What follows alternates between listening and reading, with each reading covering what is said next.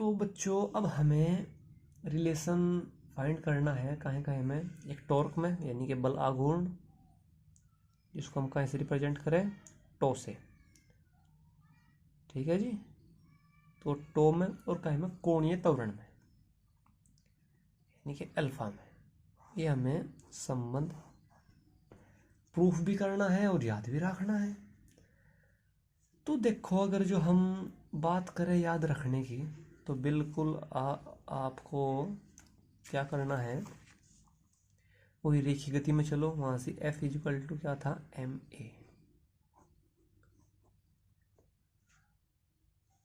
ठीक है। तो बस इसी से इसको आप याद रख सको। ये जो हमारा टो है, ये F वाला ही तो काम करा घूमने वाली गति में। तो ये क्या हो जाएगा, tau is equal to m की जगह I आ जाएगा और a की जगह क्या आ जाएगा, अल्फा। तो ये हो जाएगा आपका tau is equal to I alpha. Tau क्या है, पिंड पर लगने वाला बल आघूर्ण। I क्या है, पिंड का कोई ना कोई स्पेशल उसकी एक्सिस होगी, उसके सापेक्ष जड़त्व आघूर्ण, मोमेंट ऑफ इनर्शिया। और अल्फा क्या है, आपका एंगुलर एक्सीलरेशन यानी कि कोणीय त्वरण। अब ये हमको प्रूफ करना है, बहुत आसान है यार, कुछ भी नहीं। देखो हम किस तरह इसको चुटकियों में प्रूफ कर देंगे। तो हेडिंग डाल दें, क्या है हेडिंग, बल आघूर्ण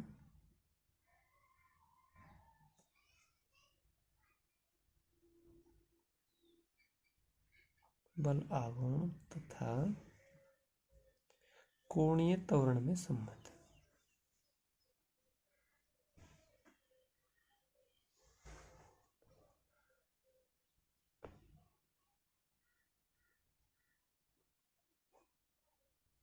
ठीक है जी। अब एक बात बताओ आप, ये सारी बात पिंड पे ही तो हो रही, जो सा पिंड घूमेगा उस पर ही तो बात चलेंगे सारी की सारी। तो फिर आप एक पिंड को बनाओ जी, एक बॉडी बना लो, उसकी इमेजिनेशन करो। क्वेश्चन में लिखने की ये तो हम आपको समझाने के लिए कर रहे, आपको डायग्राम बनाने की जरूरत नहीं है। तो यहाँ से आप इसमें कहीं से इस बॉडी में छेद करो और छेद में इसका एक्सिस फिट कर दो, हो जाएगा। अच्छा, तो आप इस पे पूरे पे टो लगाओगे यानी कि बलाघूर्ण लगाओगे, जिससे क्या हो जाएगा, इसमें कोणीय त्वरण उत्पन्न हो जाएगा। यानी कि अगर जो आप यहाँ से बल लगाया कुछ इस तरह से, ठीक है, तो ये इस डायरेक्शन में घूमना शुरू हो जाएगा, घुर घुर घुर घुर घुर घुर घुर। ठीक है, और इसमें क्या उत्पन्न हो जाएगा, कोणीय त्वरण। तो इसमें कोणीय त्वरण उत्पन्न होगा। और देखो मजे की बात क्या है भाई, देखो ये पूरा का पूरा पिंड छोटे छोटे कणों से मिलकर बना है। तो जब ये पूरा का पूरा पिंड एक कोण से घूमेगा, ठीक है, यानी कि हर इसका कोई कण यहाँ सी हो, यहाँ सी हो, कहीं हो, ठीक है, वो एक ही कोणीय चाल से चलेगा और सबकी कोणीय चाल में वृद्धि भी एक समान होगी। क्यों, पूरा का पूरा इस तरह नहीं चलेगा, पास हो चाहे दूर हो। तो कहने का मतलब ये है कि हर एक कण का कोणीय त्वरण समान होगा, जो कि पूरे पिंड का होगा। ठीक है, क्योंकि पूरा का पूरा पिंड, एक बार और बता रहे, क्योंकि पूरा का पूरा पिंड का कोणीय वेग तो सेम ही रहेगा, तो इसलिए पूरे पिंड में जो कोणीय त्वरण उत्पन्न होगा वो सेम होगा। लेकिन रेखीय त्वरण अलग अलग कणों का अलग अलग होगा। किस तरह, देखो ये आपका मान लो ये पिंड है आपका यहाँ से, इसकी जो ये दूरी है ये r1 बैठेगी, और जो इस पिंड की दूरी है ये r2 बैठेगी। तो एक बात बताओ आप, इसने भी उसी ये कोणीय चाल से चलना और इसी ने भी उसी कोणीय चाल से चलना, तो इसका चक्कर बहुत दूर ना आएगा और इसका चक्कर थोड़ा आएगा। तो हमने ये प्रूफ भी कर रखा कि जो इसमें कोणीय त्वरण उत्पन्न होगा वो कम होगा और इसमें ज़्यादा होगा। और कैसा होगा, अगर जो मैं इस पिंड की बात करूँ उसमें कोणीय त्वरण कितना उत्पन्न होगा, तो अगर जो इसमें कोणीय त्वरण उत्पन्न हुआ वो होगा आपका कोणीय त्वरण नहीं, कोणीय त्वरण तो सबका अल्फा ही होगा, रेखीय त्वरण की बात कर रहे हैं। तो अगर जो मैं इसका रेखीय त्वरण कहूँ तो A1 हो जाएगा R1 अल्फा। R1 क्या है, उसकी घूर्णन से दूरी। दूसरा इसमें ये दूसरे वाला जो कण है, अगर जिसमें इसका रेखीय त्वरण A2 हो तो ये हो जाएगा R2 अल्फा, क्योंकि हमने आपसे बताया था कि H= क्या हो, R अल्फा। अच्छा जी, तो देखो अब हमने इस पे पिंड पे एक बल आघूर्ण लगाया, ठीक है, और बल आघूर्ण में बल भी तो होगा भाई, जब आप इसको यहाँ से इधर बल लगाओगे तभी तो इस पर बल आघूर्ण काम करेगा। तो वो जो बल आघूर्ण होगा वो सारे कणों पे बट जाएगा, ठीक है। अगर जो आप कहो कि आप बल आघूर्ण लगाया तो वो सारे कणों पे बट जाएगा, ठीक है।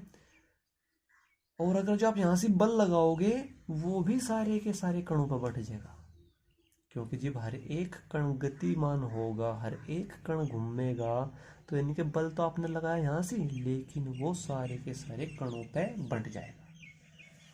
कहने का मतलब बल आघूर्ण सारों पे बटेगा और जो आप बल लगाओगे वो भी सारों पे बटेगा। अच्छा,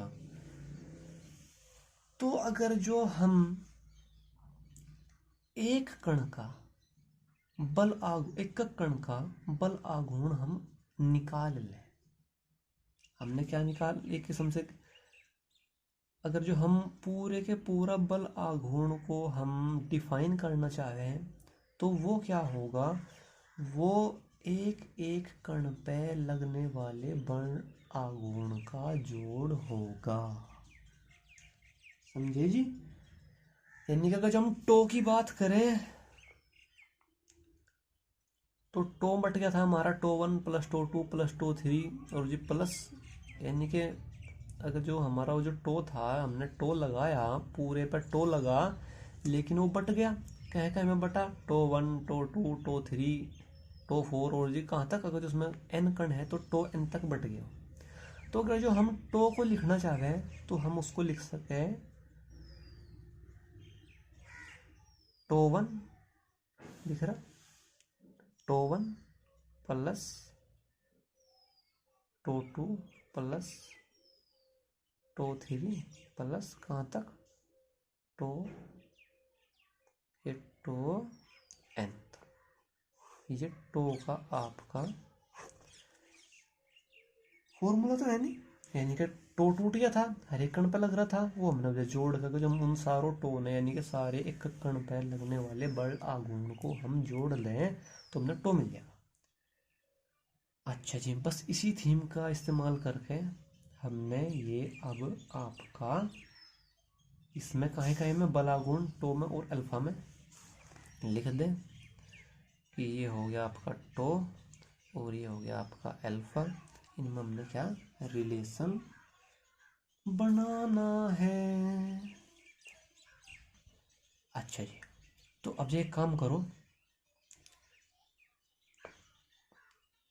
ये एक काम करो, अब आप इसमें ये खूब सारे कण हैं, तो एक काम करो, आप पहले कण के लिए टो 1 की वैल्यू निकाल लो, दूसरे के लिए टो 1 की वैल्यू निकाल लो, तीसरे के लिए पहले के लिए टो 1 की, दूसरे के लिए टो 2 की, तीसरे के लिए टो 3 की वैल्यू निकाल लो, इनमें हमने जोड़ने हैं। अच्छा जी, अब हम टो 1 की वैल्यू किस तरह निकाल लेंगे, तो टो 1 की वैल्यू अगर जो हमें निकालनी है, अगर जो हमने इसकी वैल्यू निकालनी है तो वो निकलेगी हमारी इस तरह कि हम इस पर लगने वाला बल अगर जो इस पिंड पर बल भी तो टूटा ना, सब पे सारे कणों पे बल टूट गया, कि अगर जो इस पर लगने वाला बल F1 हो, ठीक है, और जी और जी F1 हो गया इस पर लगने वाला बल, ठीक है, और जी इसकी है दूरी, तो इसका जो τ1 की वैल्यू आ गई F1 R1 आ जाएगी। सिंपल है। साइन थीटा क्यों नहीं लिया? क्योंकि जो हमने टो लगाया,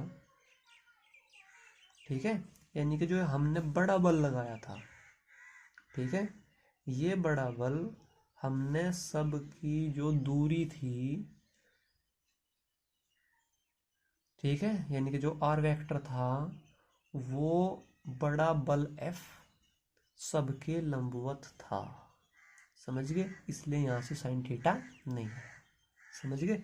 जो हमने बड़ा बल लगाया, यानी कि बहुत जो बल आघूर्ण, ठीक है, उसमें बल था, उस बल की दिशा सभी कणों का जो वो ये R1 वेक्टर होगा, R2 वेक्टर होगा, उसकी दिशा इन सब के लंबवत थी।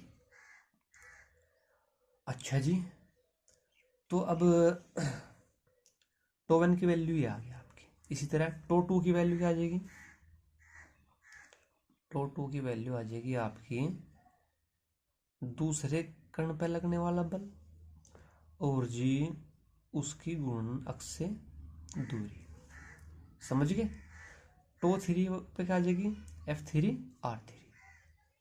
अच्छा, तो अब हमें निकालना है F1। तो F1 निकालने के लिए हमने क्या चाहिएगा? F1 निकालने के लिए हमें क्या चाहिएगा? F1 के लिए उस पिंड का द्रव्यमान जिस पे लगा और उसमें उत्पन्न क्या? रेखीय त्वरण, यानी कि A1। समझ में आ रही बात? हमें क्या कहाँ जाना है? टो पे जाना है। किस तरह जाएंगे? τ1 प्लस τ2 प्लस τ3। τ1 की वैल्यू निकाल ली। τ1 की वैल्यू किस तरह आएगी? उस पर लगने वाला बल और जी उसकी गुणनक से दूरी, ठीक है, ये इसके लंबवत था, बताया हमने। तो यहाँ से साइन थीटा क्या हो जाएगा? वो साइन 90 की वैल्यू 1, तो यानी कि साइन का काम खत्म। फिर इसी तरह τ1 τ2 निकाल लेंगे, तो ये इस तरह आ जाएंगे। तो अब ये किस तरह F1 की वैल्यू किस तरह निकाल लेगी? तो वो निकाल लेंगे हम M1 और जी A1, क्योंकि जो ये पिंड चल रहा है ये तो रेखीय गति में ही चल रहा।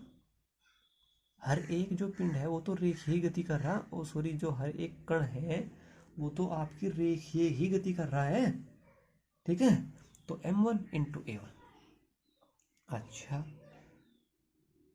और अब जब बात आई हमारी घूम के कि A1 की वैल्यू कितनी होगी, तो A1 की वैल्यू होगी ये R1 अल्फा और A2 की वैल्यू R2 अल्फा, ठीक है। तो यानी कि अगर जो हम अब आपके पूरा का पूरा एक क्वेश्चन समझ में आया किस तरह लेकर चलना है, ठीक है भाई। F1 की वैल्यू निकालनी थी। F1 की वैल्यू में M1 A1 चाहा, तो A1 की वैल्यू यहाँ से ये हो जाएगी, तो ये हो जाएगा M1, A1 की जगह रख दो R1 और जी अल्फा, ठीक है। और τ1, अगर जो हम τ1 निकालना चाहें, फिर इसी तरह τ2 τ3 सब निकाल लेंगे, ठीक है। तो इसमें अगर जो आप τ1 निकालना चाहें तो F1 की वैल्यू होगी ये M1 R1 अल्फा, एक R1 ये भी है, तो जी ये R1, तो τ1 की वैल्यू आ गई आपकी M1 R1 का स्क्वायर इंटू अल्फा। समझे? तो बस आपने अब जब टो निकालना है, ठीक है, और टो किस तरह निकल लेगा ये बहुत आसान है। तो जी τ1 प्लस τ2 प्लस τ3 और प्लस इसी तरह। तो τ1 की वैल्यू क्या आई थी? M1 R1 का स्क्वायर इंटू अल्फा। इसी तरह τ2 की वैल्यू क्या आ जाएगी? M1 की जगह M2 हो जाएगा, समझ रहे। और जी R1 की जगह R2 हो जाएगा और उसका स्क्वायर अल्फा सबके लिए सेम, प्लस M3 और जी ये आपका R3 का स्क्वायर और अल्फा और प्लस, इसी तरह से बात बढ़ती चली जाएगी। एक काम करो, अल्फा सब में है तो एक काम करो, अल्फा कॉमन ले लो। तो जब आप अल्फा कॉमन लोगे तो ये आ जाएगा आपका M1 R1 का स्क्वायर प्लस M2 R2 का स्क्वायर प्लस M3 R3 का स्क्वायर, और ये बात आपकी बढ़ती चली गई। ये देखो क्या है, इसको तो आप जानो, अरे आई तो है ये, तो ये हो गया टू इजकल टू आई यहाँ लिख दो चाहे यहाँ लिख दो, और ये आ गया आपका फॉर्मूला।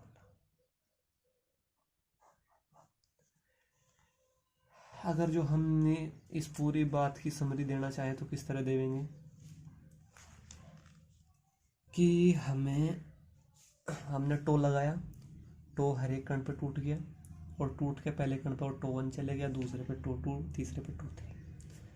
तो अगर जो हम यह बात लिखें तो कोई गलत बात तो नहीं, यानी कि सारे हर एक कण का अगर जो हम बल आघूर्ण जोड़ दे तो हमने वही जो हमने इस पूरे पिंड पर लगाया वो मिल जाएगा। तो इसी बात को हमने लेकर आगे बढ़े, यहाँ से हमने टो 1 की वैल्यू चाहिए, तो टो 1 की वैल्यू ये आई। फिर इसमें F1 की जरूरत पड़ी तो हमने F1 पर गए हम, तो F1 में हमने A1 चाहा तो A1 हमने यहाँ से उठा लिया। ठीक है, तो बस ये फिर हमने सारे F1 ये टो 1 टो 2 टो 3 ये सारे हमने जोड़ दिए, और ये कॉमन ले लिया, अल्फा अलग निकल गया, जो ये बच गया ये हमारा जड़त्व आघूर्ण का यानी कि आई का फॉर्मूला बन गया था, तो हमने ये अलग लिख दिया। तो सिंपल है, कोई बड़ी बात तो नहीं। अच्छा जी, तो एक बात और आप ध्यान में रखो, देखो ये आया आपका टो का फॉर्मूला। टो का फॉर्मूला क्या आया, tau is equal to I alpha. तो एक बात बताओ, जो टो डिपेंड कहाँ पर कर रहा हमारा, एक तो आई पर डिपेंड कर रहा और एक अल्फा पे डिपेंड कर रहा, समझ गए। तो और जो हमारा आई है वो हर एक पिंड का सेम नहीं रहता, समझ रहे। जो हमारा आई है वो हर एक पिंड के लिए सेम नहीं रहता। अगर जो एक्स हमारा, अगर जो हमारा अक्स ये है तो आई की वैल्यू कुछ और आएगी, क्योंकि उसमें आई से हम क्या नापक रहे, कणों की दूरी। ठीक है, क्योंकि वो आई का हर एक जो पूरा पिंड का आई होगा, ठीक है, वो I1 plus I2 plus I3 इस तरह ही तो होगा, और I1 I2 ये कहाँ पे डिपेंड करेंगे, उस कण की अक्ष से दूरी, समझ गए। तो अगर जो हम इसको यहाँ ले लें तो सभी कणों की दूरी इस अक्ष से बढ़ेगी, तो यानी कि यहाँ से आई की वैल्यू ज़्यादा होगी। और अगर जो हम इसको बीच में ले लें तो देखो हर एक कण इधर से भी इसके पास आ गया, समझ गए। अगर जो यहाँ से था और फिर हम यहाँ के कण की बात करें, जो ये 5 सेंटीमीटर बैठ रहा तो ये अब 2 सेंटीमीटर पर आ गया, समझ गए। तो हमारा कहने का मतलब ये है कि जो हमारा आई है वो किसी पिंड के लिए अगर जो हम अक्स बदल दें तो आई का मान बदल जाएगा। अगर अक्स हमारा पहले यहाँ था फिर हमने यहाँ कर दिया तो यानी कि आई की वैल्यू बदल जाएगी। ठीक है, तो यहाँ से भी ये हमारा आई है, तो अगर जो हम आई की अगर जो हम अक्स बदल दें तो यहाँ से टो की वैल्यू बदल जाएगी, क्योंकि टो आई पे डिपेंड कर रहा है। अच्छा, इसके बेस पे वो पूछ सके कि आप जड़त्व आघूर्ण की परिभाषा दीजिए, यानी कि जड़त्व आघूर्ण की परिभाषा एक तो हमने पहले बताई, ठीक है। वो पूछ ले कि जड़त्व आघूर्ण यानी कि आई की परिभाषा बलाघूर्ण या कोणीय त्वरण के पदों में बताइए। समझ गए, प्रश्न किस तरह पूछ लेगा कि जड़त्व आघूर्ण की परिभाषा बल आघूर्ण के पदों में व्यक्त कीजिए। तो फिर आपने कुछ नहीं करना है, यहाँ से अल्फा की वैल्यू 1 रख दो, ठीक है। तो जब आप अल्फा की वैल्यू 1 रखोगे उसको बोल लेंगे एकांक कोणीय त्वरण। तो टो की वैल्यू आपकी आ जाएगी आई। तो यहां से आपने डेफिनेशन बनानी है। किस तरह बनेगी कि किसी पिंड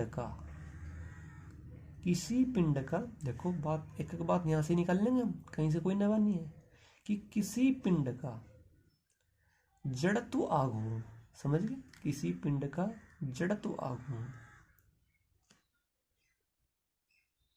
उस बल आघूर्ण के बराबर होता है। ठीक है, उस बल आघूर्ण के बराबर होता है। कौन से के? जो उस पिंड में एकांक अल्फा की वैल्यू 1 रखे तो ये बनी बात, जो उस पिंड में एकांक कोणीय त्वरण उत्पन्न कर देता है।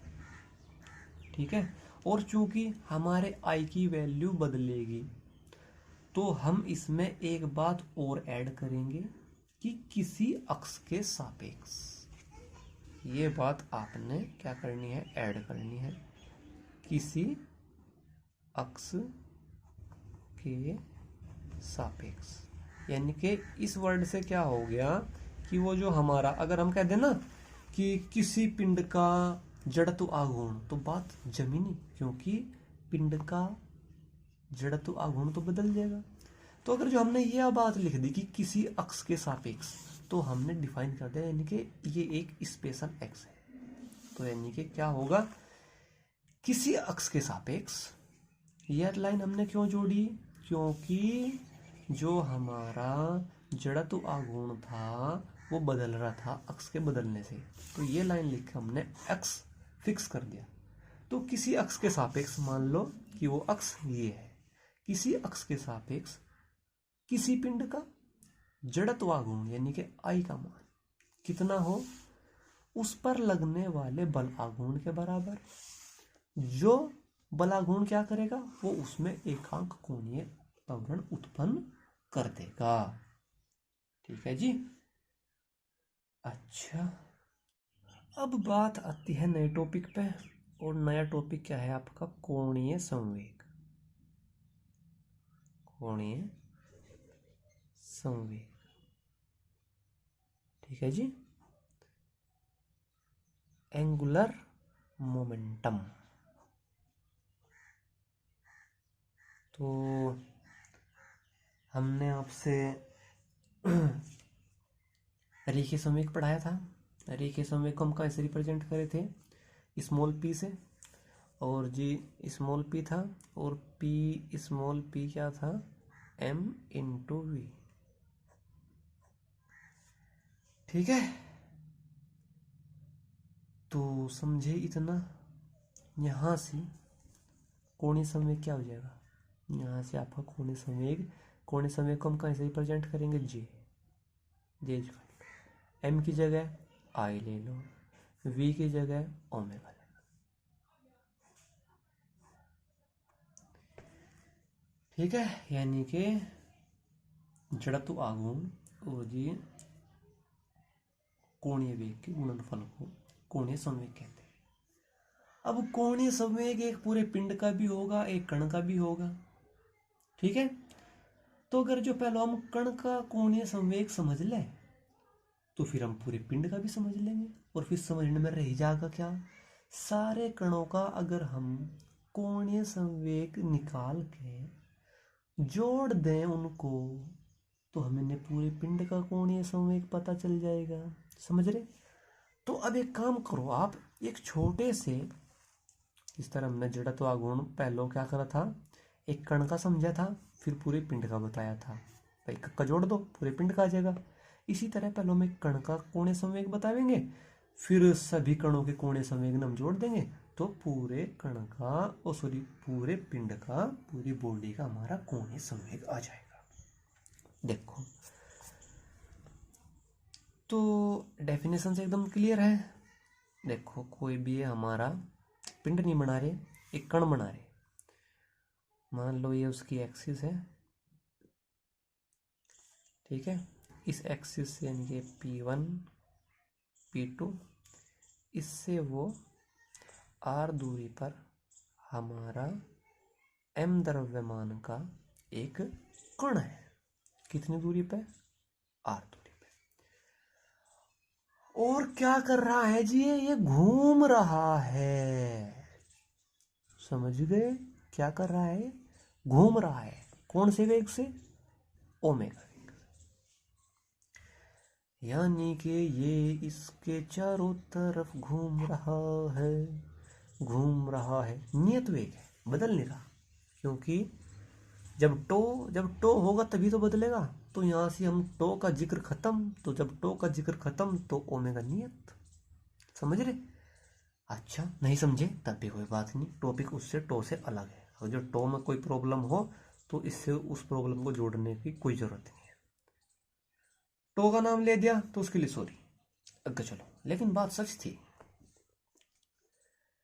अच्छा जी, तो इस कण का अगर इसमें रेखीय संवेग भी होगा, रेखीय संवेग किस तरह निकाल लोगे? देखो जी, रेखीय संवेग, अगर जो हम इसका रेखीय संवेग पूछे इस कण का, तो वो होगा P1। या जब दूसरे कण हम यहाँ मान नहीं रहे तो बस P रहने दो, ठीक है। वो हो जाएगा आपका M। जब खूब सारे होंगे तो M1 ये V1 ये सब कुछ मानेंगे नहीं, लेकिन जब अकेला है तो दूसरों की कोई टेंशन नहीं। तो इस कण का कोणीय संवेग तो कुछ इस तरह से आवेगा। पहले उसका रेखीय संवेग देख लो कितना होगा। तो रेखीय संवेग सिंपल है बहुत। इसमें रेखीय गति है तो वह वृत्त में गति, लेकिन वृत्त भी तो छोटी छोटी रेखाओं से मिलकर बना, तो उसको बोल लेंगे हम रेखीय। तो रेखीय संवेग कितना होगा इसका, इसका द्रव्यमान और जी इसकी रेखीय वेग। और रेखीय वेग क्या होता है भी, और जी ये हो जाएगा आपका m। ठीक है, m v की value v equal to r omega. तो ये हो गया इसका रेखीय संवेग। अच्छा जी, तो आगे चल के आपको एक वर्ड पढ़ना पड़ेगा, संवेग आघूर्ण। क्या वर्ड पढ़ना पड़ेगा आपको, संवेग आघूर्ण। ठीक है, ये तो नहीं पढ़ा आपने। देखो, अगर हमने कहा था कि बल आघूर्ण, तो बल और बल जितनी दूरी पर लगा था उसकी गुणनफल को हमने क्या कह लिया था, बल आघूर्ण। तो इसी प्रकार संवेग और संवेग कितनी दूरी पर चल रहा, यानी कि कितनी दूर है, यानी कि उसकी गुणा कर दो हम आर में, तो ये बन जाएगा आपका संवेग आघूर्ण। समझ गए? तो यहां से ये हमारा है रेखीय संवेग। और अगर जो हम इसका संवेग आघूर्ण बनाना चाहें, ठीक है, अगर हम संवेग आघूर्ण बनाना चाह रहे हैं तो हमें क्या करना पड़ेगा, हमें करना पड़ेगा कि संवेग लेना है। जिस तरह बल लिया था, बल आघूर्ण बनाने के लिए क्या क्या था, बल और जी दूरी की गुणा कर तो इसार आघूर्ण बन गया था। तो यहाँ से संवेग गुणा दूरी, तो ये बन गया संवेग आघूर्ण। ठीक है, P की वैल्यू m r ओमेगा, एक r और, तो ये होगा स्क्वायर। तो अगर जो हम इस छोटे कण का संवेग तो इतना है, छोटे कण का संवेग का मतलब रेखीय संवेग तो इतना है, लेकिन अगर जो हम संवेग आघूर्ण निकालते हैं इस छोटे से कण का, तो वो होगा संवेग आघूर्ण किसका, इस छोटे से कण का। कितना होगा, वो होगा इतना। समझ गए, समझ गए जी? ठीक है, ये हो गया इसका संवेग आघूर्ण इस छोटे से। और एम आर स्क्वायर क्या है, एम आर स्क्वायर क्या है, इसका जड़त्व आघूर्ण। अजीज आघूर्ण ने दिमाग खराब कर दिया। तो संवेग आघूर्ण क्या हुआ,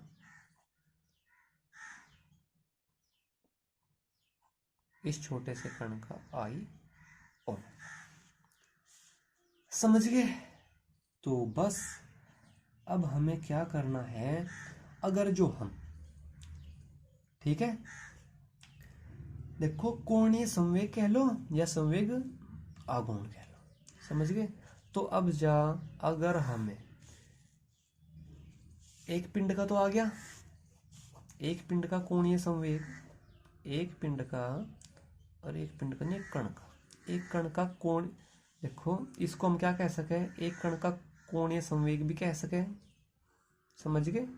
इसको हम क्या कह सके, एक कण का कोणीय संवेग भी कह सके, और जी इसको, इसका दूसरा नाम है संवेग आघूर्ण भी कह सके, ठीक है।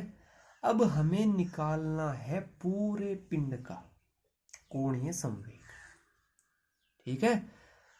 तो हम क्या करेंगे, अब हमें पूरे पिंड का निकालना है, तो हमें करना है कि अब हम इन छोटे छोटे कणों का सबका संवेग आघूर्ण निकाल लेंगे और उनको जोड़ देंगे, तो हमने पूरे पिंड का कोणीय संवेग मिल जाएगा, समझ रहे।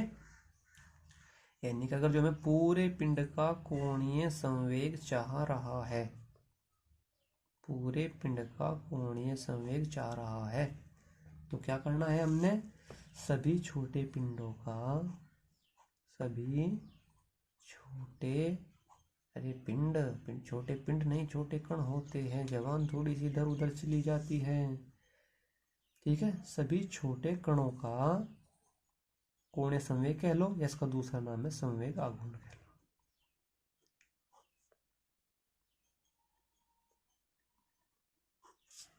का योग, समझ गए। अच्छा जी, तो अब देखो क्या करते हैं।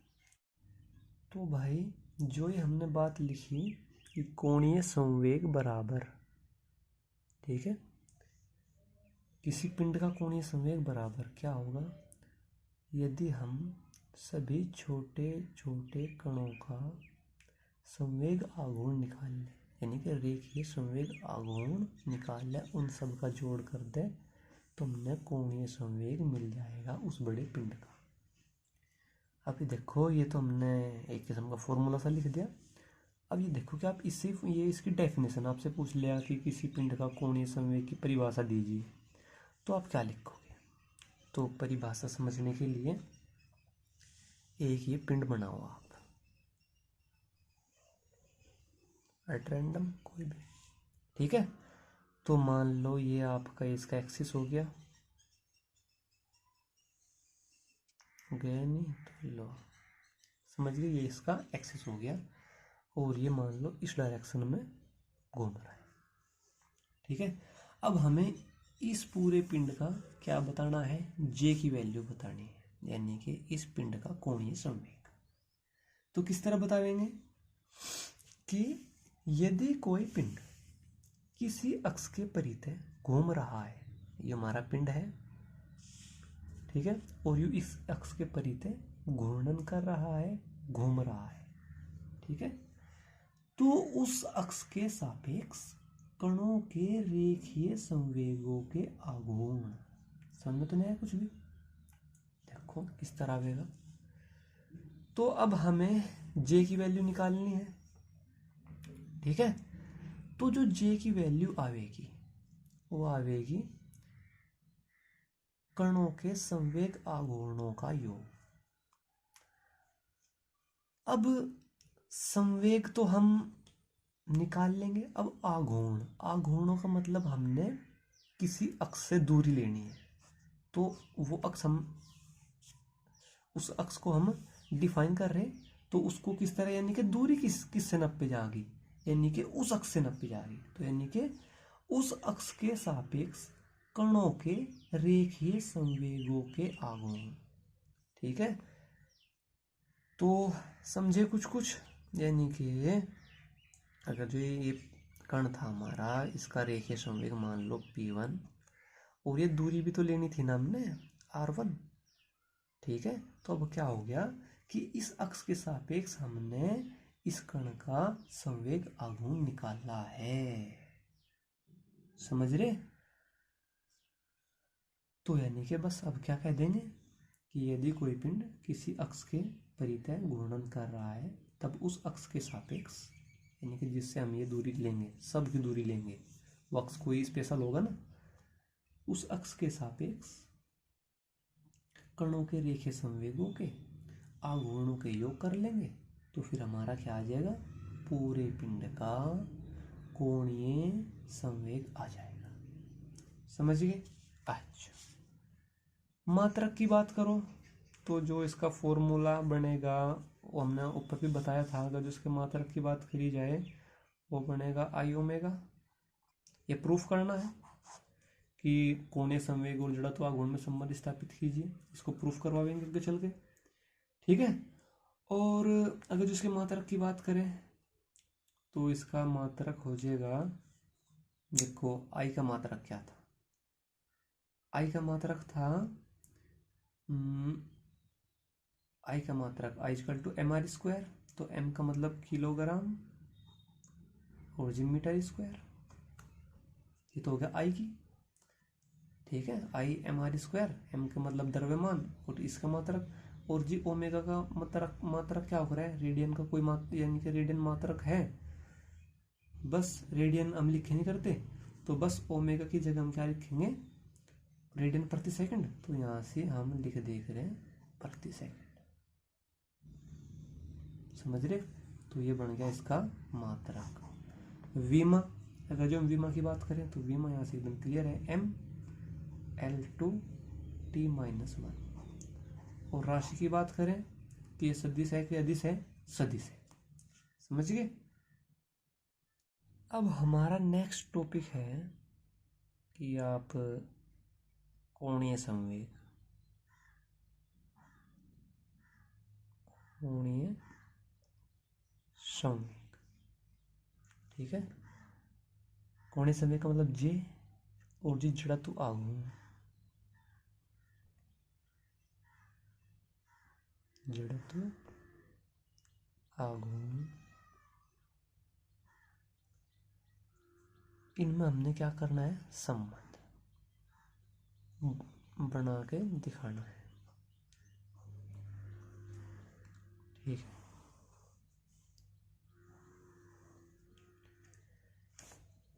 तो देखो, अगर जो हमने किसी पिंड का कोणीय संवेग निकालना है, ठीक है, हमें क्या करना है, किसी पिंड का कोणीय संवेग निकालना है, तो क्या करना है आपको, उसमें हमारे छोटे जो कण होंगे वे भी घूम रहे होंगे और उनमें रेखीय संवेग होगा, ठीक है। और रेखीय संवेग का आघूर्ण यानी कि रेखीय संवेग में एक बार दूरी की गुणा करके हमारा संवेग आघूर्ण आ जाएगा, और फिर हम सबके छोटे छोटे कणों का संवेग आघूर्ण जोड़ देंगे और हमने पूरे बड़े पिंड का कोणीय संवेग मिल जाएगा। समझ गए? एक बार और बता रहे हैं कि अगर जो हमें पूरे पिंड का कोणीय संवेग चाह रहा, क्या चाह रहा, पूरे पिंड का कोणीय संवेग चाह रहा, तो उसमें हमारे छोटे छोटे कण में घूम रहे होंगे, ठीक है, उनमें रेखीय संवेग होगा, ठीक है। मान लो किसी छोटे कण का रेखीय संवेग इतना, और अगर जो हम उसमें एक बार दूरी की गुणा कर देंगे कि वो अक्ष से कितनी दूर है, समझ रहे, अगर हम उसमें ये R1 की गुणा कर देंगे तो ये बन जाएगा आपका संवेग आघूर्ण, और सब का जोड़ देंगे यानी कि P2R2 प्लस P3R3, और इनका यानी कि सब संवेग आघूर्णों के जोड़ से हमने क्या मिल जाएगा, कोणीय संवेग। तो बस अब जा यही लिख देंगे, मान लिया कि, ठीक है, मान लिया कि जो सारे के सारे वो हमारा पिंड है वो ओमेगा नियत कोणीय वेग ओमेगा से घूम रहा है। समझ गए? अच्छा, तो इस वजह से क्या होगा, सबका कोणीय वेग तो समान होगा लेकिन सबके रेखीय वेग अलग अलग होंगे। तो अगर जो कोई हमारा कोई कण घूर्णन अक्ष से R1 दूरी पर है तो उसका रेखीय वेग कितना होगा, R1 ओमेगा। समझ गए? अच्छा जी, और अब हमने V1 हमें मिल गया, अब निकाल लो उसका रेखीय संवेग P1। P1 क्या होगा, हो M1 V1, V1 की वैल्यू यहाँ से M1 R1 ओमेगा। अब निकालना है हमने आघूर्ण, ये तो संवेग हो गया, ये तो हो गया रेखीय संवेग। अब इस रेखीय संवेग का आघूर्ण तो P1 R1, ठीक है। इसकी एक बार R1 में एक बार और गुणा हो जाएगी, तो वो हो जाएगा M1 R1 स्क्वायर और जी ओमेगा। अब अगर जो हमें ये एक कण का संवेगाघूर्ण आ गया, एक कण का क्या आया, संवेगाघूर्ण, दूसरे का क्या आ जाएगा M2 R2 का स्क्वायर ओमेगा, तीसरे का क्या आ जाएगा M3 R3 का स्क्वायर, M3 R3 स्क्वायर और जी इंटू ओमेगा। और बस अब हमने सबको जोड़ देने हैं, तो हमें क्या मिल जाएगा, पूरे के पूरे पिंड का कोणीय संवेग। तो आगे हम लिख देंगे कि जो हमारा कोणीय संवेग की परिभाषा अनुसार, कोणीय संवेग की परिभाषा क्या है कि कोणीय संवेग क्या होगा हमारा, कोणीय संवेग होगा हमारा जो कण है, छोटे छोटे कणों के रेखीय संवेग के आघूर्ण, रेखीय संवेग के आघूर्ण का योग। समझ गए, तो वो क्या हो जाएगा, ये तो हो जाएगा हमारा J, ये क्या हो जाएगा M1 R1 का square into omega plus M2 और जी R2 का स्क्वायर ओमेगा प्लस M3 और जी R3 स्क्वायर इंटू ओमेगा और जितने भी उसमें कण होंगे। तो इन सब में से जिस तरह पहले अल्फा कॉमन आया था, यहाँ से ओमेगा कॉमन, तो ये M1 R1 का स्क्वायर, जब हम ओमेगा कॉमन लेंगे तो ओमेगा एक तरफ आ जाएगा, तो इसको कुछ इस तरह लिख लो,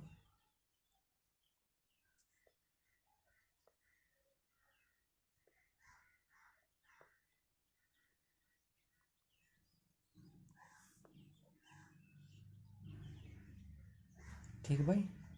और इसको हम लिख सके sigma M R square into omega, ये हमारा हो जाएगा आई क्या है, पिंड का जड़त्व, और जी ये हो गया आपका ओमेगा।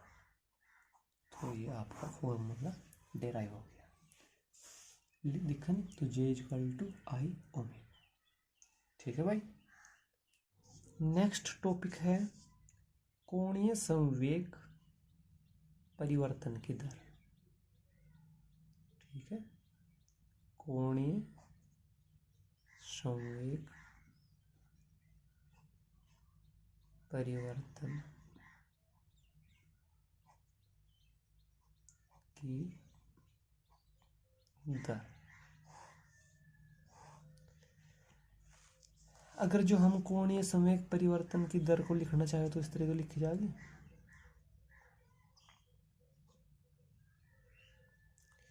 ये क्या हो गया, कोणीय संवेग परिवर्तन, छोटा सा परिवर्तन, ठीक है, बस ये हमने वो सीधा डेल्टा टी टेंड्स टू 0 कर दिया।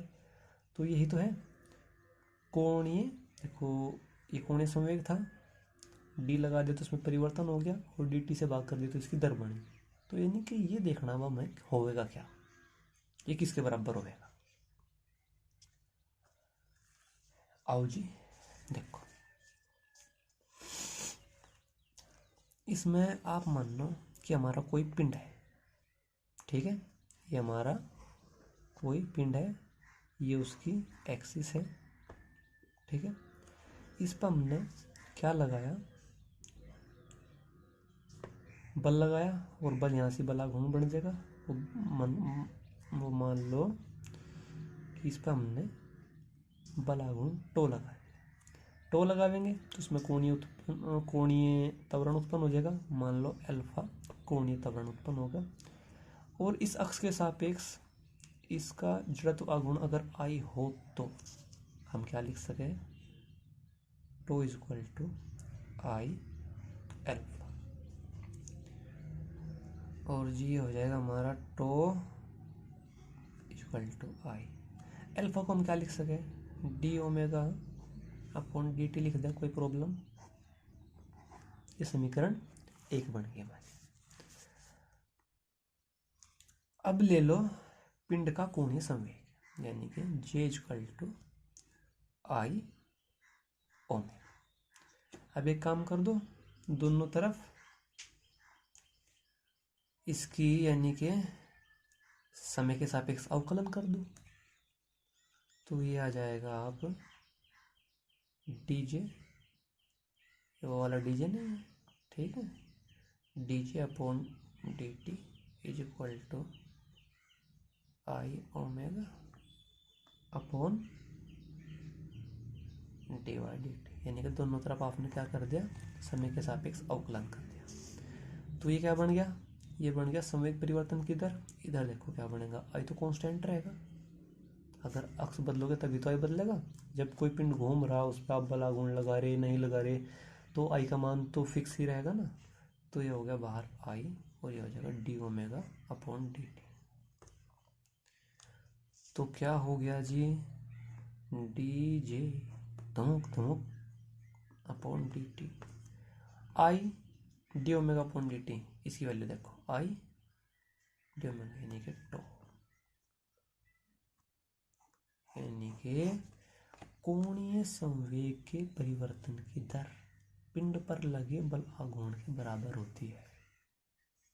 ठीक उसी तरह जिस प्रकार रेखीय गति में क्या हुआ था, संवेग परिवर्तन की दर पिंड पर लगे बाह्य बल के बराबर होते हैं। याद करने का तरीका भी बता दिया, सिंपल है। अब नेक्स्ट टॉपिक है जी आपका कोणीय संवेग संरक्षण का सिद्धांत।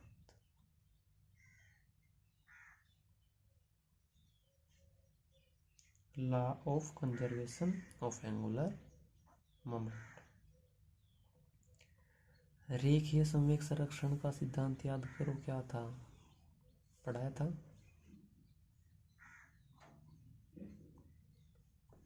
क्या था रेखीय संवेग संरक्षण का सिद्धांत, कुछ इस तरह था,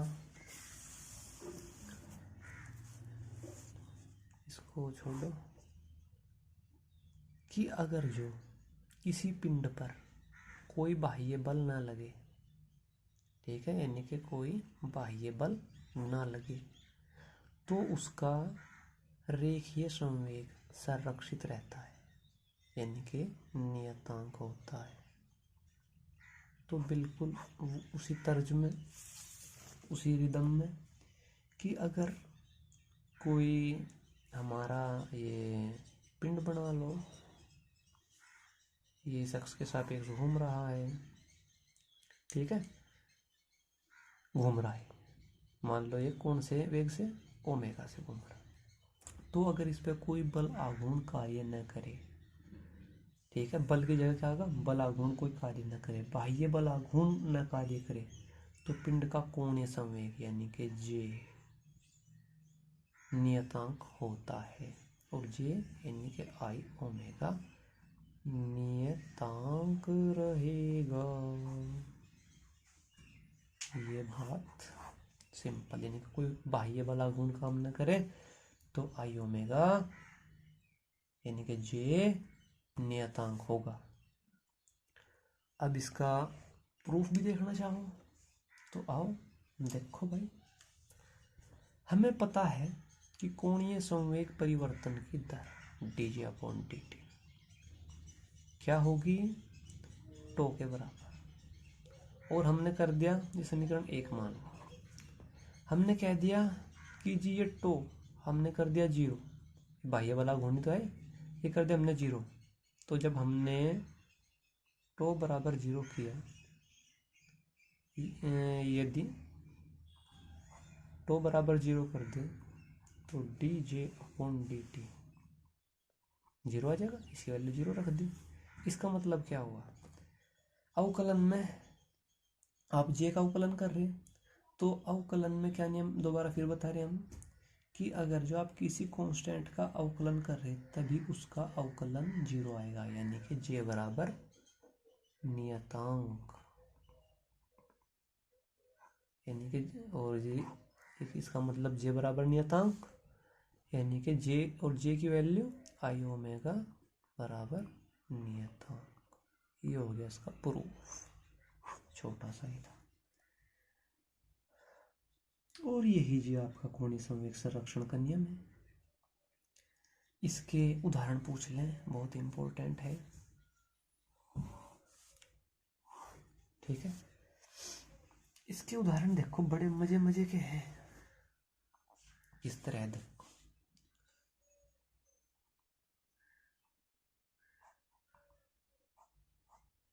उदाहरण, अगर जो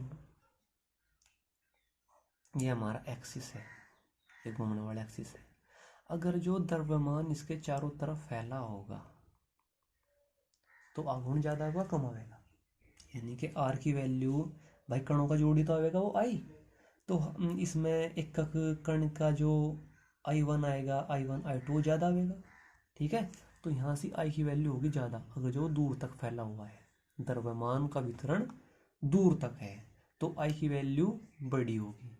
लेकिन हम द्रव्यमान उतने रखे और उसको हम पास ला दें, समझ रहे, तो आर की वैल्यू घट जाएगी और जिस आर की वैल्यू घटेगी तो आई की वैल्यू भी घट जाएगी, समझ गए। तो इसका देखो क्या होगा। अब जब पहला उदाहरण है कि कोई अगर जो तैराक है, तैराक वो हवा में से कूदा, ठीक है। तो अगर जो मान लो ये तैराक है आपका, ये उसका सर, ये पैर, वो इस तरह घूम रहा था, फिर क्या कर लेगा वो, अगर जो अपने इसका शरीर को सिकोड़ ले, तो जैसे वो शरीर को सिकोड़ेगा तो उसकी आई की वैल्यू घट जाएगी, ठीक है। और यहाँ सी बात देखो, उस पर कोई बल, वो हवा में घूम रहा था, घूमते घूमते उसने क्या कर लिया, अपना शरीर का द्रव्यमान पास कर लिया, तो आई की वैल्यू घट गई। लेकिन आई ओमेगा तो नियतांक है, क्योंकि कोई बाह्य बल आघूर्ण नहीं काम करा, उसने शरीर को ही तो मोड़ा, ठीक है। तो वो तेजी से घूमने लगेगा, यानी कि अगर इसकी वैल्यू घट गई तो इसकी बढ़ जाएगी, समझ गए। दूसरा एग्जाम्पल, अगर जो है हमारा कोई स्टूल है, ठीक है, और ये आदमी घूम रहा है, ठीक है। तो अगर जो है डंबल हाथ में भारी वजन उठा ले, तो अगर जो वो अपने पास लिया हुआ इन डंबलों क्या कर ले, अपने पास कर दे, तो फिर आई की वैल्यू घट जाएगी, ठीक है, उसका ओमेगा फिर बढ़ जाएगा। तो देखो ये घटा तो ये बढ़ा, तभी तो ये नियत रहेगा, जे नियत ही तो रहेगा, समझ गए। यही तो है इसका संवेग संरक्षण का सिद्धांत। अगर जो हमने क्या करा, तो 0 कर दिया, इसका मान घटा दिया, तो इसका मान बढ़ना चाहेगा, तभी तो इसकी नियम की पुष्टि होगी, समझ गए। तो जी ये थे इनके उदाहरण। नेक्स्ट टॉपिक है भाई हमारा घूर्णन गतिज ऊर्जा। कौन सी?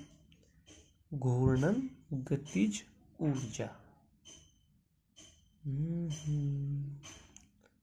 घूर्णन गतिज ऊर्जा, ठीक है। अब एक बात बताओ, कोई वस्तु घूम रही, ठीक है, कोई वस्तु घूम रही है हमारी, तो अगर जो वह गोल घूम रही एक नियत वेग से, ठीक है, घूम रही, तब भी तो वो कुछ ना कुछ काम कर सके, तो यानी कि उसमें गतिज ऊर्जा है, यानी कि उसकी जो गति है वो घूर्णी गति है, तो उसकी जो घूर्णी गति के कारण जो ऊर्जा है उसको बोल लेंगे हम घूर्णन गतिज ऊर्जा। अच्छा जी, समझ में आई इतनी बात। यानी कि अगर जो कोई वस्तु हमारी घूम रही है, कोई हमारा पिंड घूम रहा है, तो उसमें ऊर्जा होगी, और उस ऊर्जा को हम क्या बोल लेंगे, घूर्णन गतिज ऊर्जा। और अगर जो हम पूरे पिंड की घूर्णन गतिज ऊर्जा निकालना चाहें, तो हम किस तरह निकाल लेंगे, क्या करेंगे, एक कण पकड़ लो, यानी कि हमारा पूरा पिंड है, ठीक है।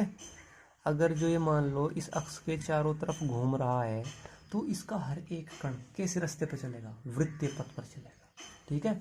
और जब वो वृत्तीय पथ पर चलेगा तो यानी कि कण परिधि पे न चलेंगे, तो यानी कि उनमें रेखीय वेग होगा, और हर एक कण में रेखीय वेग होगा, और जब उनमें रेखीय वेग होगा तो यानी कि उनमें गतिज ऊर्जा होगी।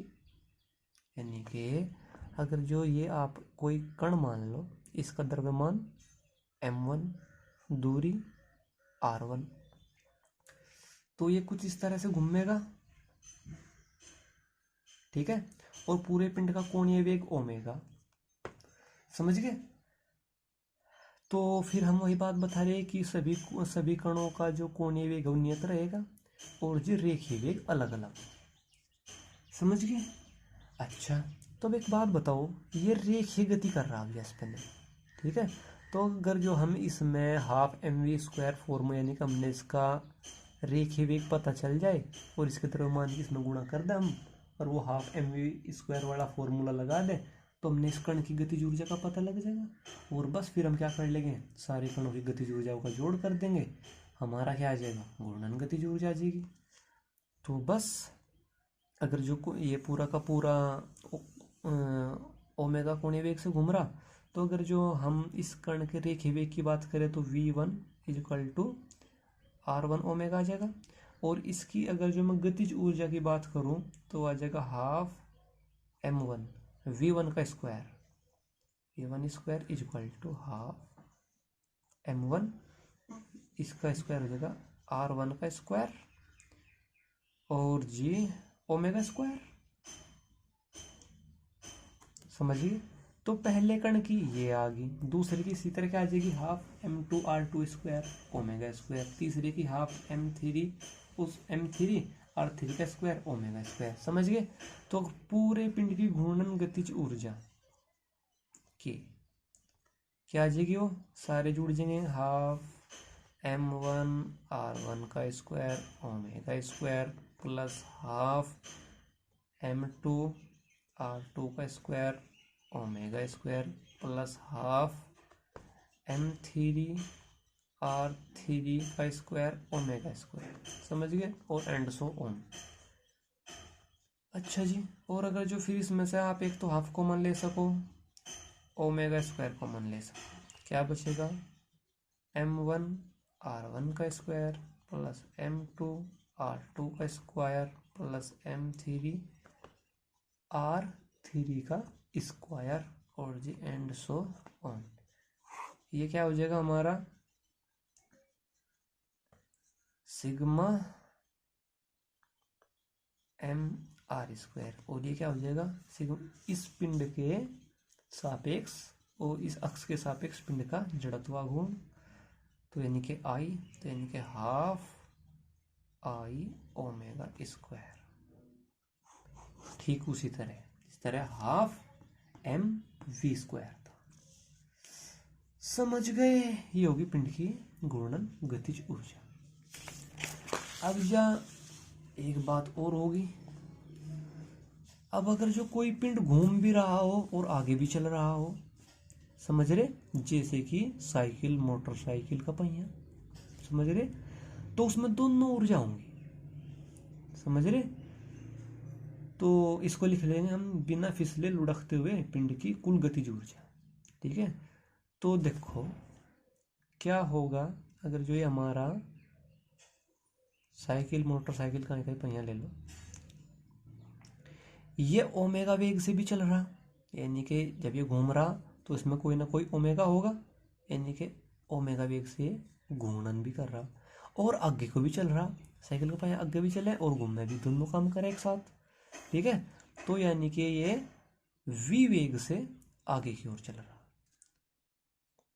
ठीक है, ओमेगा वेग से गोल गोल घूम रहा और v वेग से ये आगे की ओर चल रहा है। तो अब इसमें दो ऊर्जा होंगी, एक घूर्णी ऊर्जा यानी कि घूर्णन गतिज ऊर्जा, और जी एक वो सिद्धि यानी कि रेखीय गतिज ऊर्जा। तो अगर जो कुल ऊर्जा की बात करें हम, यानी कि के टोटल, यानी कि के टोटल, तो इसमें क्या होगा, के रोटेशनल यानी कि घूर्णन गतिज ऊर्जा, और प्लस के ट्रांसलेशनल यानी कि स्थानांतरीय गति, के ट्रांसलेशनल। ठीक है, तो अगर जो रोटेशनल की बात करें तो वो आ जाएगी आपकी आई ओमेगा स्क्वायर, और अगर जो हम इसकी के ट्रांसलेशनल की बात करें यानी कि स्थानांतरीय, वो आ जाएगा हाफ एम वी स्क्वायर। ये हो जाएगी आपकी के टोटल। समझ गए जी। एम क्या है, पूरे के पूरे पिंड का द्रव्यमान, और वी क्या है, उसका स्थानांतरीय वेग। ठीक है जी।